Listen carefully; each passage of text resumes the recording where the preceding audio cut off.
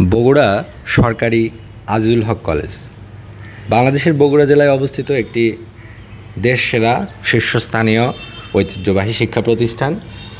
কলেজটি 1939 সালের দিকে স্থাপিত হয় এবং কলকাতা বিশ্ববিদ্যালয়ের তৎকালীন উপাচার্য বা ভাইস চ্যান্সেলর স্যার আজিজুল হকের নামে এর নামকরণ করা হয়।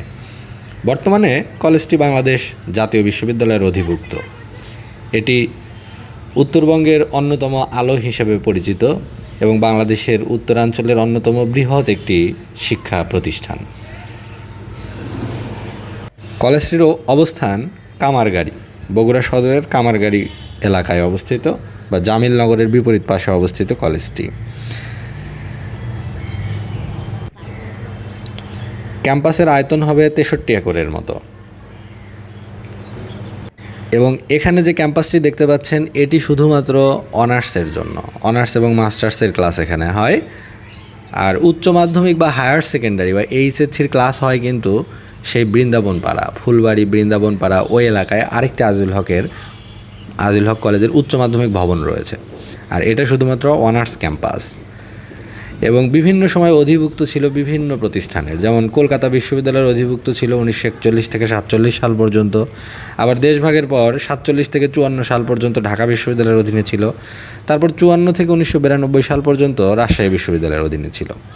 আর 1992 সালে জাতীয় বিশ্ববিদ্যালয় হওয়ার পরে আজিজুল হক কলেজ জাতীয় বিশ্ববিদ্যালয়ের অধীন। ওয়েবসাইটে আপনারা ahcollege.gov.bd এই ওয়েবসাইটে গেলে এই কলেজের বিস্তারিত তথ্য অনলাইনে জানতে পারবেন। 1968 সালের দিকে এই কলেজটি সরকারিকরণ করা হয়।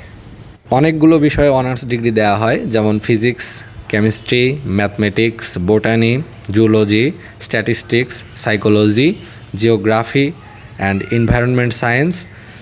বিজ্ঞান অনুষদের এই বিভাগগুলোর পরে কলা অনুষদ বা হিউম্যানিটিজ ডিপার্টমেন্ট থেকে আছে বাংলা বিভাগ, ইংরেজি বিভাগ, ইসলাম শিক্ষা বিভাগ, আরবি বিভাগ, ইতিহাস বিভাগ, ইসলামের ইতিহাস ও সংস্কৃতি বিভাগ, দর্শন বিভাগ ইত্যাদি। সামাজিক বিজ্ঞান অনুষদের ভিতরে রয়েছে অর্থনীতি বিভাগ, রাষ্ট্রবিজ্ঞান বিভাগ, সমাজবিজ্ঞান বিভাগ, সমাজকর্ম বিভাগ। ব্যবসায় শিক্ষা অনুষদের আন্ডারে রয়েছে হিসাব বিজ্ঞান বিভাগ, ব্যবস্থাপনা বিভাগ, ফিন্যান্স অ্যান্ড ব্যাংকিং এবং মার্কেটিং। শিক্ষার্থীদের থাকার জন্য এখানে মোট 4টি হল রয়েছে, অর্থাৎ 3টি ছেলেদের হল, তিতুমির হল, শেরে বাংলা হল, শহীদ আখতার আলী মুন হল, এবং মেয়েদের জন্য একটি হল, বেগম রোকেয়া হল। তবে বর্তমানে বেগম রোকেয়া হল ব্যতীত ছাত্রদের 3টি আবাসিক হল 2009 সাল থেকে সম্পূর্ণ বন্ধ। তবে 2018 সালের দিকে ছাত্রীদের জন্য আরেকটি আবাসিক হল নির্মাণ করা হয়েছে। সরকারি আজিজুল হক কলেজে প্রায় 22,000 পুস্তক সমৃদ্ধ একটি গ্রন্থাগার ভবন রয়েছে। এখানে পড়াশোনার জন্য সুষ্ঠু পরিবেশ বিদ্যমান। 26 সালে এই গ্রন্থাগারে একাডেমিক বই ছাড়াও রয়েছে দেশীয় বিদেশি সাহিত্যের নানান বই।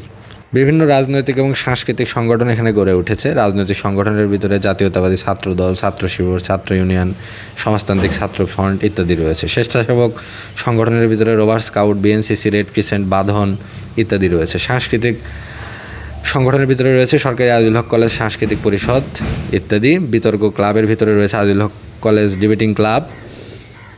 এবার আসা যাক উল্লেখযোগ্য শিক্ষক এবং শিক্ষার্থী। এই কলেজের অধ্যক্ষ ছিলেন একসময় ডক্টর মোহাম্মদ শহীদুল্লাহ, প্রখ্যাত ভাষাবিজ্ঞানী ও সাহিত্যিক।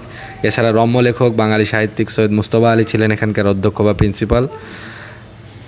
শিক্ষার্থীদের তালিকাটি দীর্ঘ। এখানে পড়েছেন গাজীউল হক, ভাষা সৈনিক, সাহিত্যিক ও গীতিকার; আতাউর রহমান, মহাদেব সাহা, কবি মহাদেব সাহা; জ্যোতিপ্রকাশ দত্ত, মনোজ দাশগুপ্ত, এনামুল হক।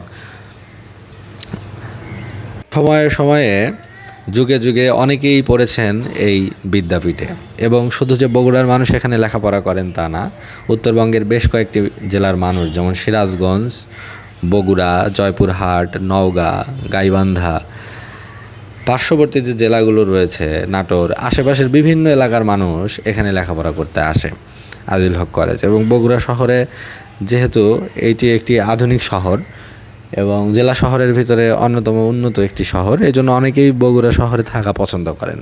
এজন্য দূর থেকে এসেও বগুড়া শহরে লেখাপড়া করেন। এবং যেসব জেলার সাথে, যেসব এলাকার সাথে বগুড়ার যোগাযোগ ভালো, তারা তো অবশ্যই ফার্স্ট প্রায়োরিটি থাকে এই কলেজে পড়ার।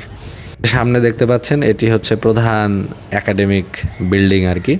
এখানেই যাবতীয় ক্লাসগুলো সম্পন্ন হয় এবং অনেক গাছে ঘেরা একটি সবুজ ক্যাম্পাস।